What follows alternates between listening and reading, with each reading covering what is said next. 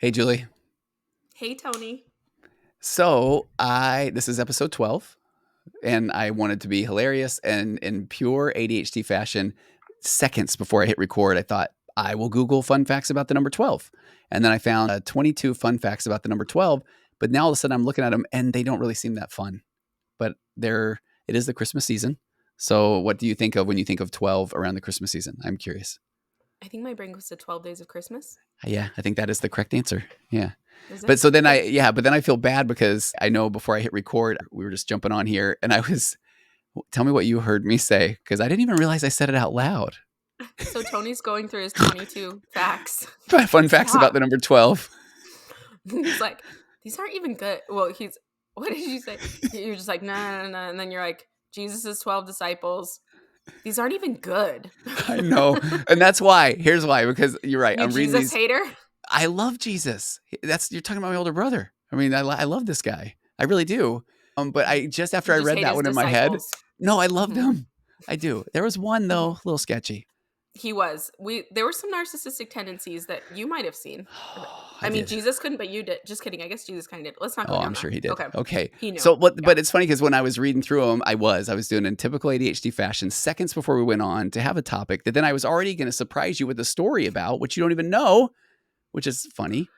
Then I think about this and now I'm like, and it says in numerology, 12 is associated with nurturing and creative energy. I thought that was cool. But immediately, then I was in 12 represented the divine authority and power of the gods in ancient Greece. The famous 12 Days of Christmas song celebrates the joys and festivities of the holiday season. The 12 disciples were chosen by Jesus. And so I saw that. And then honestly, I was saying that's dumb because all these are really That's what you cool. said. That's dumb. I know, and I did, but it was like it didn't mean that part, but it was about the famous 12 Days of Christmas song celebrates the joys and festivities of the holiday season. I felt like all these others were cool facts about 12, and then here's one that just says, "Here's a song. It's fun. It doesn't have anything to do with 12." And so then I But did now say I that, feel but bad because then you just asked me to start this episode. What do I think of when I think of the number 12 around Christmas? And I said, oh, here's a song. but to be fair, I did say that was the correct answer because I also think of that. But then I thought that this website could give me a little more. That's not a very fun fact. That it's just here it is. No. You can call it a fun fact by any No. means. No, and Yeah. here's one that sounds like a hoot. The 12th element in the periodic table is magnesium, known for its lightness and reactivity.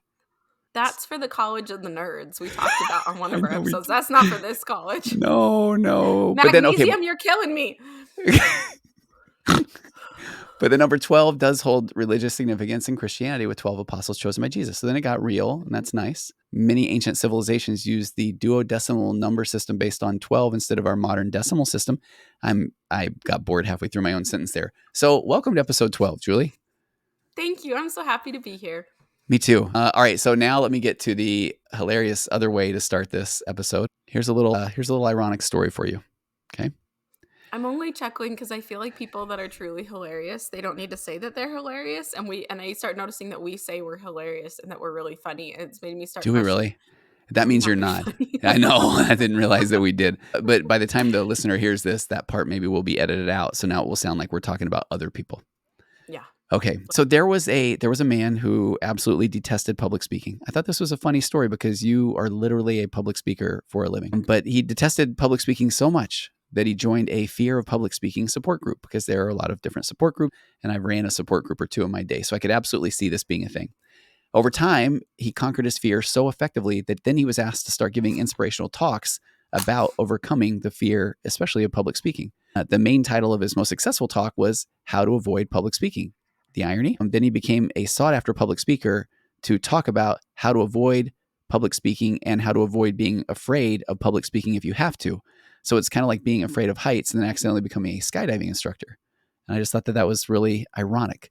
And then, so speaking of irony, we were kicking around a bunch of ideas a while ago, and I remember, didn't you send me a copy of your book one time, Broccolipunzle? I mean, at some point we first I think so. connected. I think That's what we did. The first Yeah. episode, the way you found out about me is I gave a review on the virtual couch and it showed up as ICU podcast. And then you looked at me and you're like, you're an author. And it was the first version of Broccolipunzle. Okay. So now putting all the pieces together, it turns out the irony, see what I did there? I did. Of your book was what? Julie, take it from here. Okay, here we go. So, quick recap Okay. of how this little baby, if you're watching YouTube, this little baby came to be. I'm I'm 19. I'm 19. I'm 19. I'm on a At the date with time. a guy at the time. Yeah, I'm not 19 right now. I'm 19 and I'm on a date with a guy. I'm at college. We're walking home and he's like, "Tell me a story." Which is a weird question on a date, I feel like, but Yeah. and we had a long walk home. So I was like, "Okay." And so I just started, very like, "Once upon a time there was a princess." But then me, a little more creative than that, I was like, "Oh," and I was like, "She had broccoli for hair. She didn't have normal hair. She had broccoli growing out of her head." And I go on to tell this story to my date, and he thought it was so great, but he also wanted a second date. So we're not sure how great it really was. But what I did then is I was going to school for elementary education at the time, and I needed to submit a final project to my children's literature class, and it needed to be an Okay. original story that teaches a moral. And my date thought it was so great that I like started putting two and two together, right? Because I hated doing homework, and I was like, "Oh my gosh, I'm just gonna go home and type this up." So that's what I did. I went home, I typed up this story of Broccolipunzle, a princess with broccoli for hair, and then like 4 hours before this is due, I look at the requirements for the assignment and I realize I need illustrations. Oh And I'm wow. like, "Oh my god, I know, right?" And Okay, I'm but I like, "I love I feel like love this this is though. college, so why do Yeah. I need to whatever? It's fine. It's fine." But I love What that do you it's a love? last minute you realize. I mean, because it's Oh kind of getting to yeah, our point today, right? Where I think some would say, "Well, didn't you read that at the beginning when you got your assignment?" It's like, "Oh, that's adorable." I don't know. probably. Maybe. That's Yeah. yeah, maybe. I don't Yeah. know. We'll never know.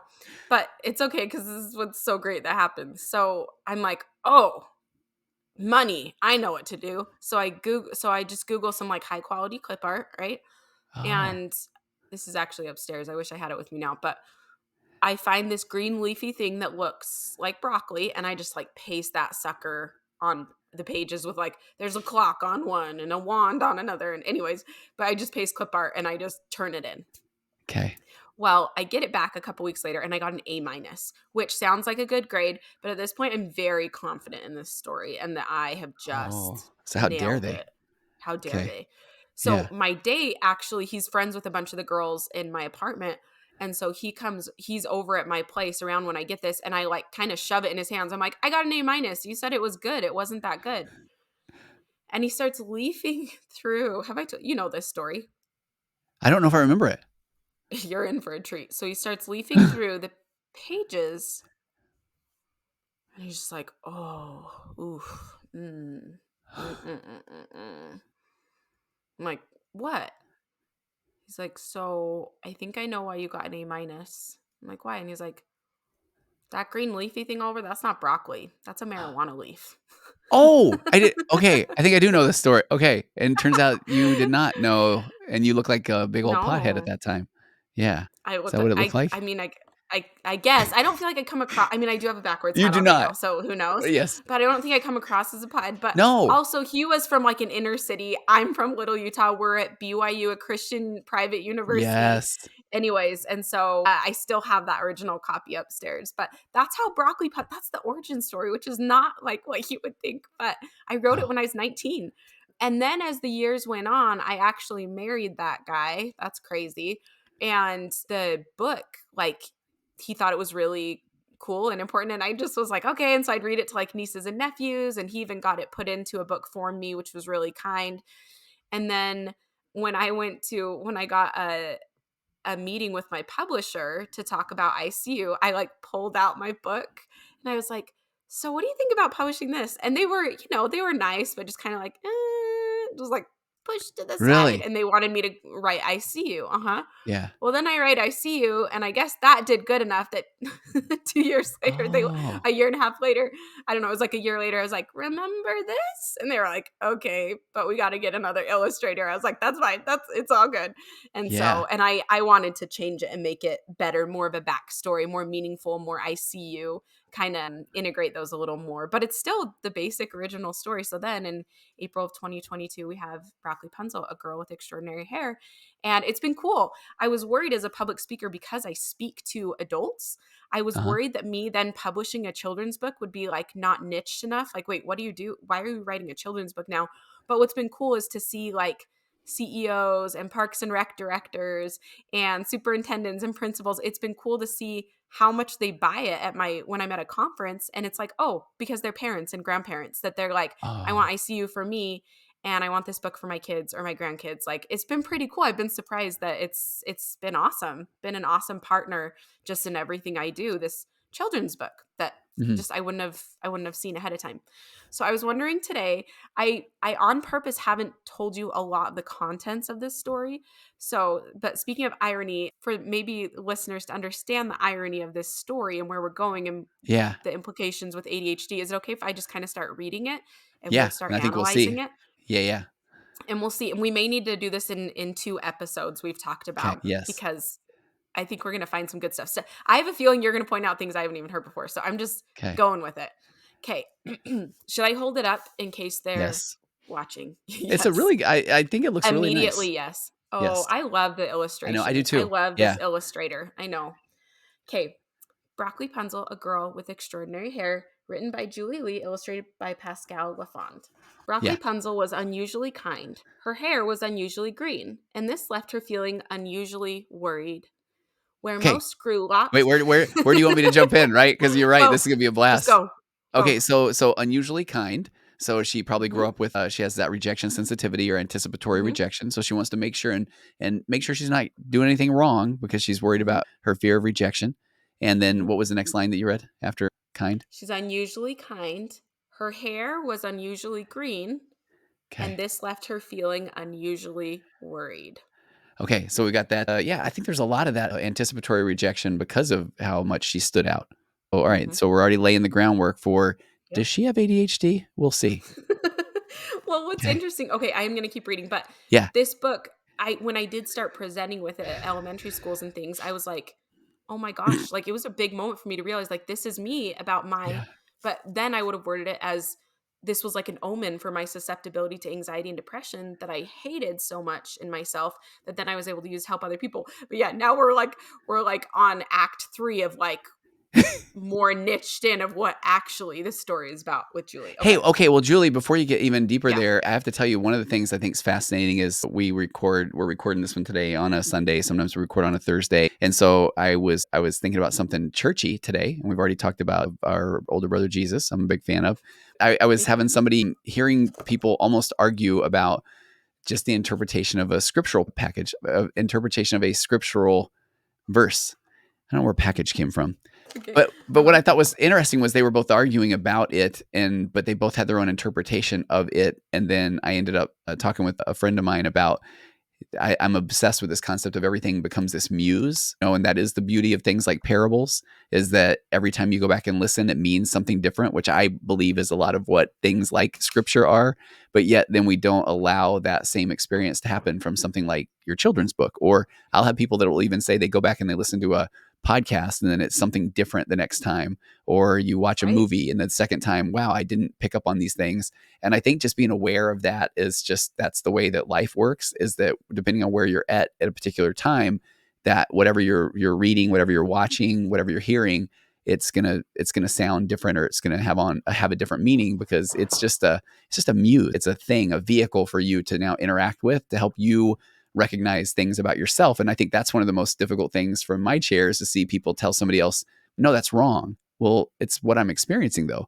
It's what I'm picking up from it. So I might hear Broccolipunzle and immediately zone into ADHD and anticipatory rejection. And I can imagine this is what her experience was. And somebody else, if they tell me, no, that isn't it, I think it was this.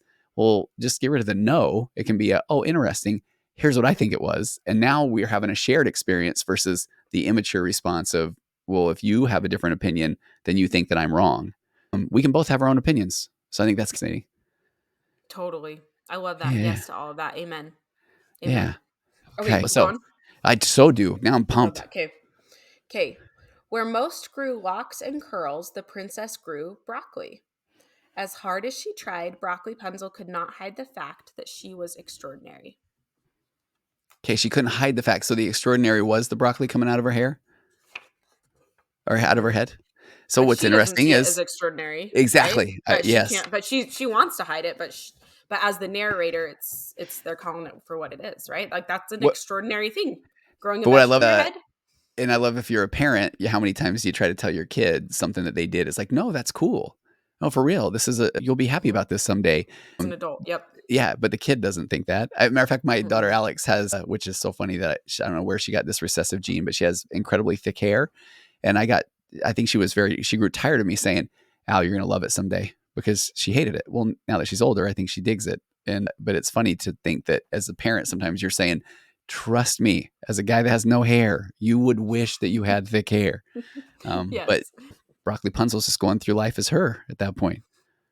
Her life, her experience, her biological makeup, Yeah. birth order, all the things. All this stuff. Okay. The princess dreaded leaving the castle.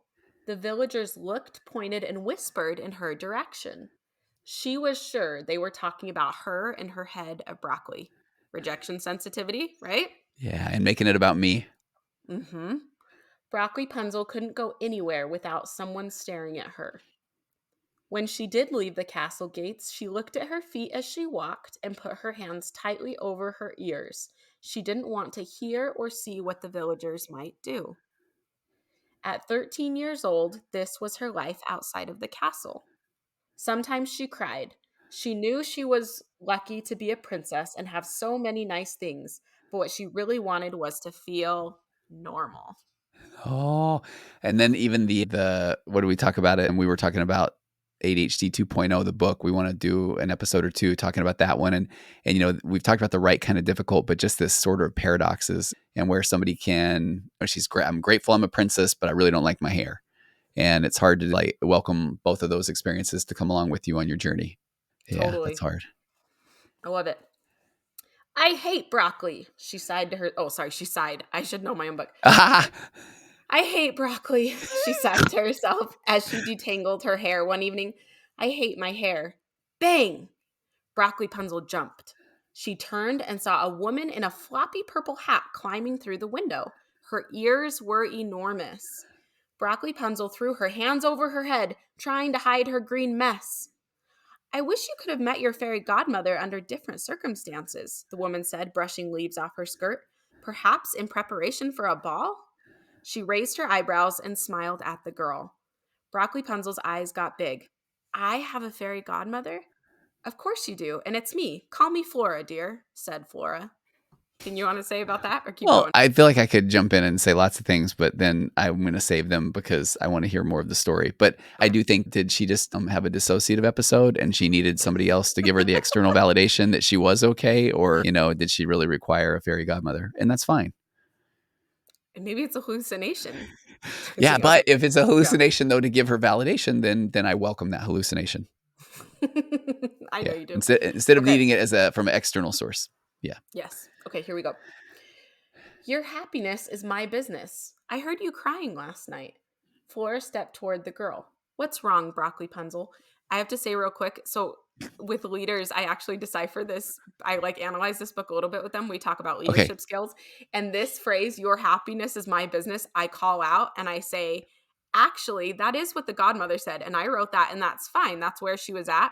But your people's happiness is actually not your business. I love it, Julie. I was already Connection thinking that. Connection is our business because we can't force anyone to be happy, including ourselves sometimes. What your Right. business is as the leader is connection. That's what you have control over, is trying to connect. Their happiness is not your business. So before you said anything, I was like, wait. I know. Oh, because you knew that's funny because I was gonna say, oh, and I was honestly having a moment myself of just thinking, gosh, I wonder how many fairy tales one could go through and then psychoanalyze the negative messages because you'll hear these broad strokes of the Disney messages say the princess must be saved by the prince, all those things, and I Right. typically will just say, oh, okay, whatever, but then I know that isn't just an oh whatever that kids internalize stories and situations. And so this is really Yeah. interesting to listen through that lens. So I love that you break that down with the executives. That's kind of fun. Yeah. What's wrong, Broccolipunzle? The princess slowly brought her arms down, exposing her hair. She pointed to a stiff lock. Look at it. It's a vegetable. Flora examined a floret with her fingers. I see. Everyone stares at me when I leave the castle. They talk about me. I know they do, said the girl. Flora nodded. I think I understand. I was once 13. My ears have always been a bit oversized for my head. She looked out the window as if watching a memory. My mother had to special order my hats. I begged her to use her magic to shrink my ears, but she wanted me to try something different instead. Flora smiled and turned back to the princess. I want you to try it too. Okay, now my mind's going crazy in a good way. Okay, Because good.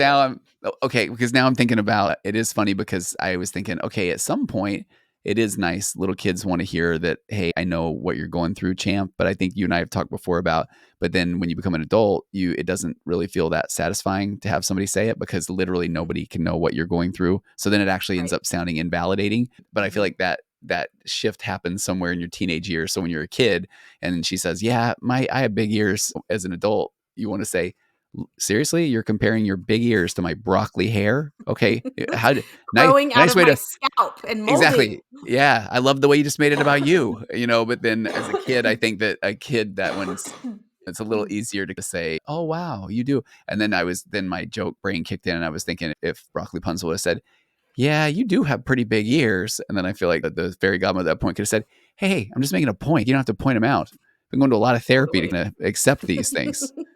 Yeah. Yes. Okay, go a little longer. Oh, for sure. Tomorrow, I want you to spend the day outside of the castle. But this time, I want you to take your hands off your ears and look up.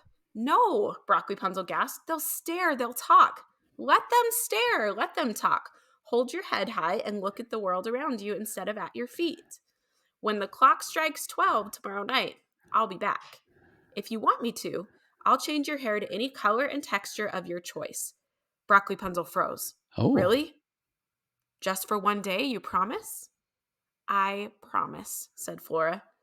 The girl squealed with excitement. She ran to her closet to pick out a hat for tomorrow. Flora quietly slipped a shiny object into the satchel sitting on the table. She climbed out the window, turning sideways to fit her ears through. Good night, princess. Okay, now I wanna know what happens. I'm not gonna say a word. One of I my want favorite to. pages. Okay. I love these illustrations. They're so good. Broccolipunzle Broccolipunzle couldn't sleep. She had pictured it so many times, a life without broccoli. Now she thought about all the time she'd spent to keep her hair fresh.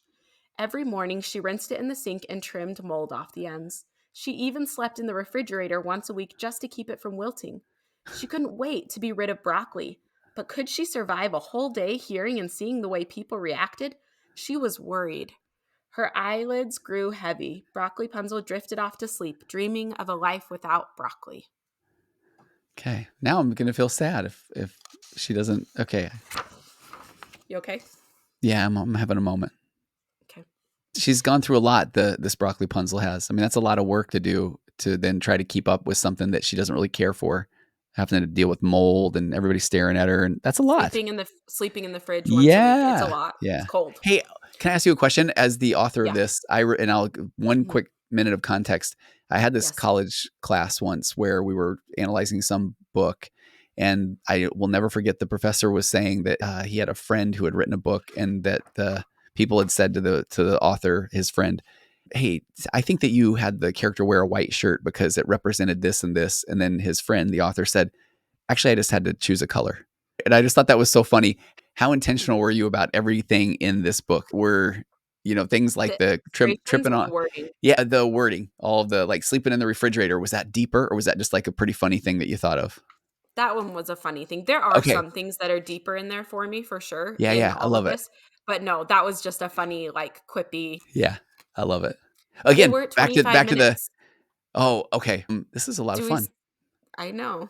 Do we We go could part two? stop. Do we do? Yeah, Yeah, okay. Okay. we could even stop and finish today if we want. I don't know what you wanna Let's do, do it. but, Okay, yeah, okay. that sounds good because you've got a week ahead of you, Julie. As a matter of fact, maybe it'll be fun because I think the more the people are starting to listen and people are starting to get to know each of us, you're very kind to take the time to do this today because you have a whole week where you're flying all around the country and doing trainings and speakings. And what is that like for you? And tell me, how does your ADHD, the awareness, does it change anything about your preparation or as far as like going to these events? You're flying back east, I think, right? I'm going to Alabama, yeah. Okay, yeah. Um, it's kind of a mess, but also awesome. Thus is our life. So, yeah, I still have some things I need to do for sure, and I'm a little bit overwhelmed, but I'm going to pull it off and kill it. Okay. I love it. Because like yesterday, there's so much of what I love about speaking. The prep for just like prepping a Google slide thing, I just hate.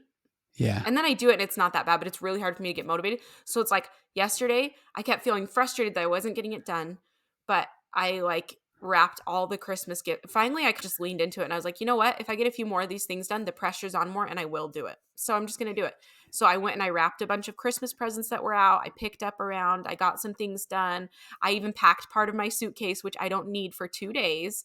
But I was going because to I ask you about just was packing. in the Okay. mode, I just was Yeah. in the mode. But now I don't want to go finish packing because it was only the fun thing that I was like, oh, I know the exact outfit I'm going to wear. Great. It's new.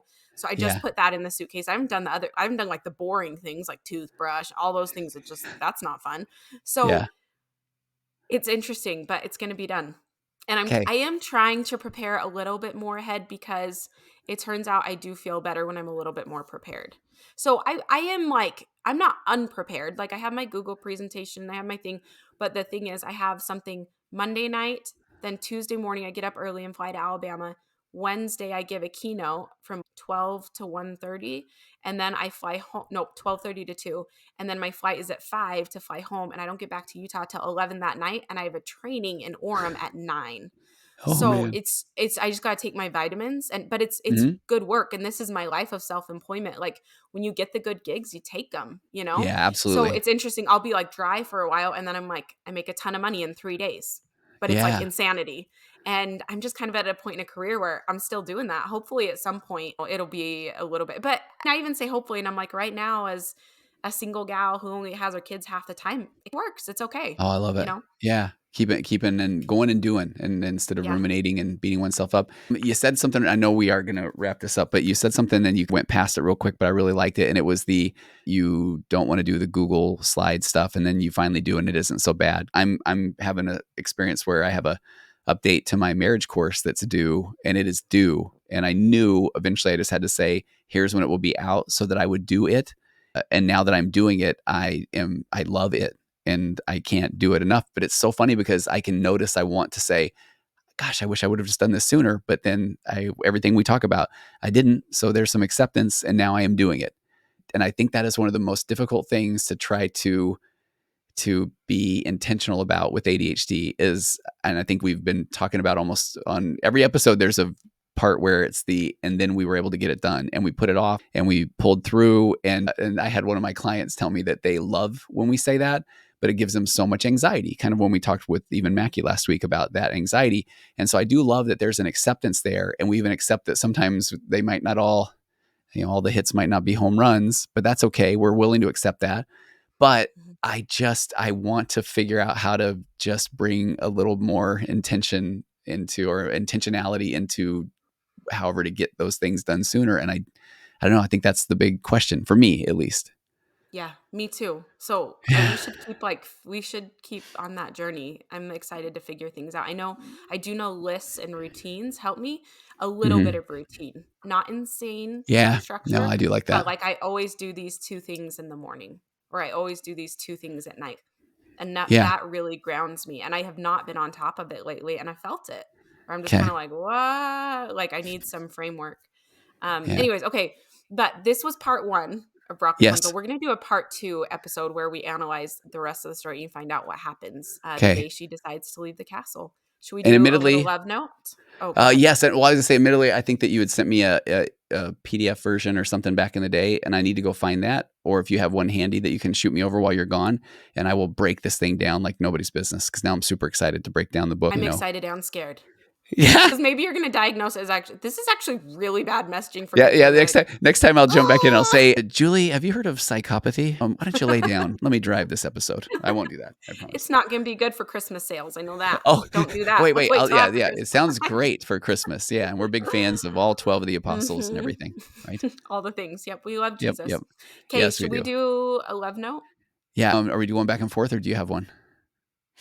Well, I can always make up one. So Yeah, just make yeah. it, you can do it too. Just make a Okay. couple It's sentences. I forget what we were talking about. It would be more about, what are we Maybe talking a about? little girl who's feeling like Broccolipunzle and doesn't want to leave her own castle. Oh, okay, that one. Yeah. Okay. Hey, dear Penelope, you are just so amazing, and I am. incredibly proud of even just the fact that you're willing to come out of the castle and walk around. And man, I hear you. It does probably feel pretty scary, and it maybe does feel like people are looking at you. And I don't know, maybe they are.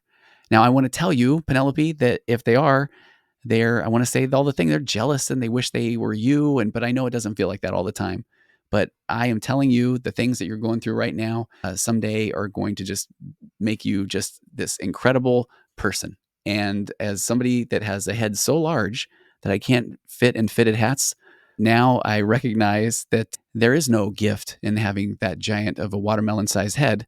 But the fact that now I went through enough of those things where I can laugh about it is perhaps the greatest gift that I can have.